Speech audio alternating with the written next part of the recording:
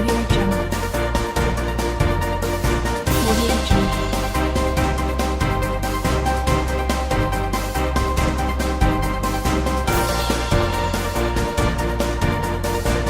Audio Jungle. Audio Jungle.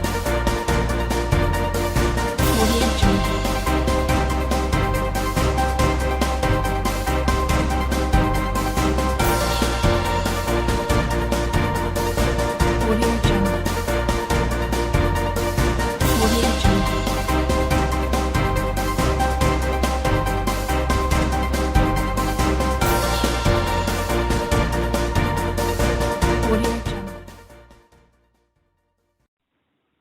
During a preliminary conference held at the Supreme Court yesterday, the nine-member tribunal and the camps of Poe and petitioner Rizalito David agreed to drop the residency question due to a rule requiring the filing of disqualification petitions based on residency within 10 days from proclamation of the candidate.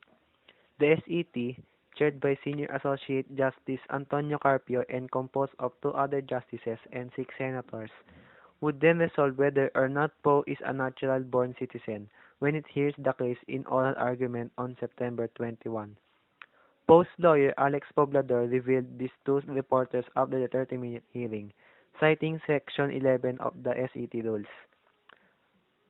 Poe's lawyer said, since Senator Poe was proclaimed on May 16, 2013, those who would want to question her qualifications had only until May 26, 2013 to file a petition against her. It's been 2 years since Senator Poe assumed office, and yet it is only now that the case is being filed. Among the seriously injured passengers was Dan Aguilos, who suffered a cut on the head. He was brought to the PAL clinic for medical evaluation and the stitching of the wound.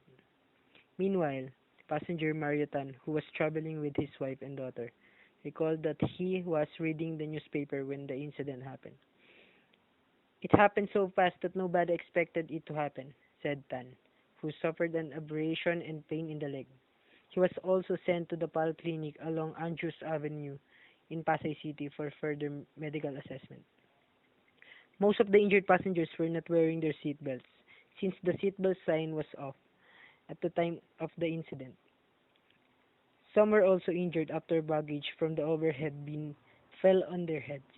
The passengers commended the flight crew of PAL PR-101 for immediately assisting all the injured and the disoriented passenger. In the middle of their date, the clock alarmed because it's Lola ni Dora's time to take her medicine. When Yaya Dub is going back to Lola, Alden and all Lolas heard a loud noise came from the car where Yaya rides, and Yaya Dub had an accident, and they all get freeze. Let we all wait for the next thing will happen. In the middle of their date, the clock alarmed because it's Lola ni Dora's time to take her medicine. When Yaya Dub is in the car, Alden and all Lolas heard a loud noise came from the car, and Yaya Dub had an accident. They all get freeze. Let us all wait for what will happen next. Next thing. In the middle of their date, the clock alarmed because it's Lola ni Dora's time to take her medicine. When Yaya Dub is in the car, Alden and all Lolas heard a loud noise came from the car, and Yaya Dub had an accident, and they all get freeze. Let us all wait for what will happen next. Domingo's resignation is under consideration.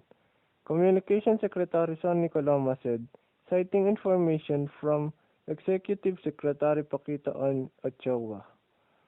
According to Executive Secretary Paquito N. Ochoa Jr., Secretary Gregory Domingo has submitted his resignation to President Aquino and that this is under consideration, said Coloma. Secretary Ochoa is awaiting word from the President regarding this matter, he added.